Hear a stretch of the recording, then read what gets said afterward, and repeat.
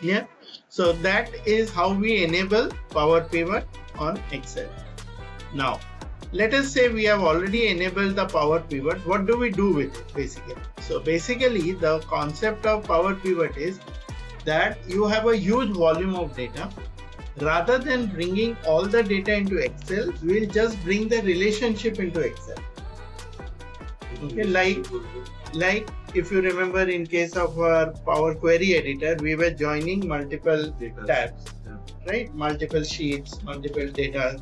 So that data was added by a particular leading column, the key. So that key column. So here also we will add it in the same way, but the difference is we'll not bring that data, we'll just bring the connection, the data connection into Power Query, and then we'll use that to bring only the data that we need.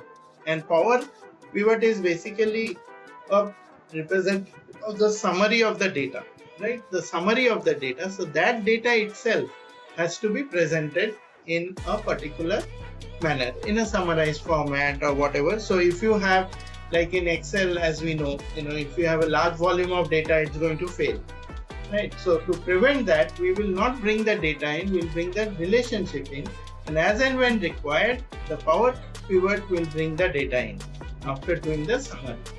So how do we take care of it? One way to do this is we can click on this Manage. Okay, this will take us to the Power Pivot window. Give it a couple of seconds to load up.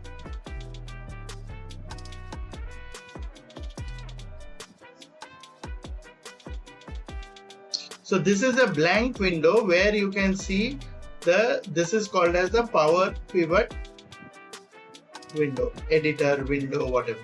So here you can get the data from multiple options here. Okay. So if you want to get a data, let's say from a particular database, or you want to get it from other sources. Okay. So if you go to other sources, at the bottom you will get a place for Excel sheet, Excel file. So just like we were importing that data from Excel file, you can go and get the data from the